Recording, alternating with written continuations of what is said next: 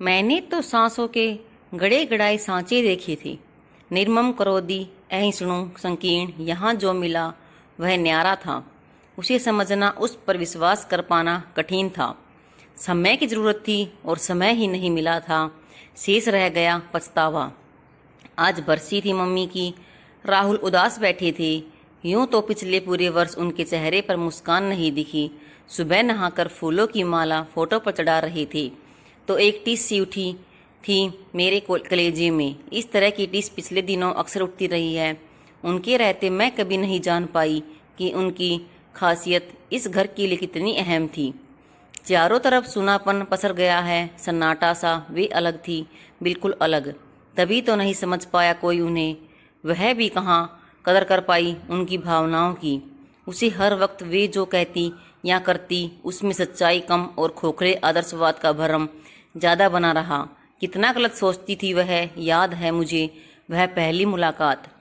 वे अपने इकलौते बेटे के लिए देखने आई थी मुझे। बड़े ध्यान से देख रही थी।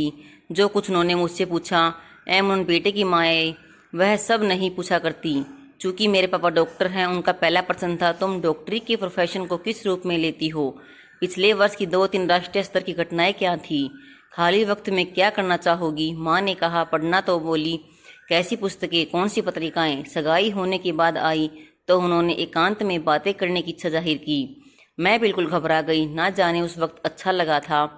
मेरे प्रति प्यार का अथाह सागर हरहरा रहा यहाँ उनकी आंखों में। अंजू बेटी, जितना तुम्हें देख कर समझ पाई हूँ उससे तुमने मुझे मोह लिया है। आज एक अहम बात पर तुमसे सलाह करनी है।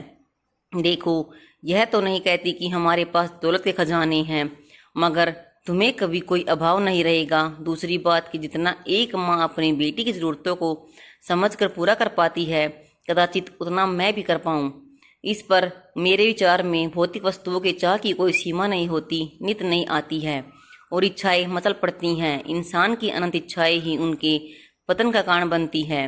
असल में हम दहेज नहीं लेना चाहते, मगर सिर्फ हमारे चाहने भर से तुम्हें वंचित होना पड़े और बाद में तुम्हें इसका मलाल रहे। तुम समझ रही हो ना मैं क्या कहना चाहती हूँ? आखिरकार तुम्हारी राय जान लेना सबसे जरूरी है, क्योंकि इसका सीधा असर तुम पर पड़ने वाला है। धन्यवाद।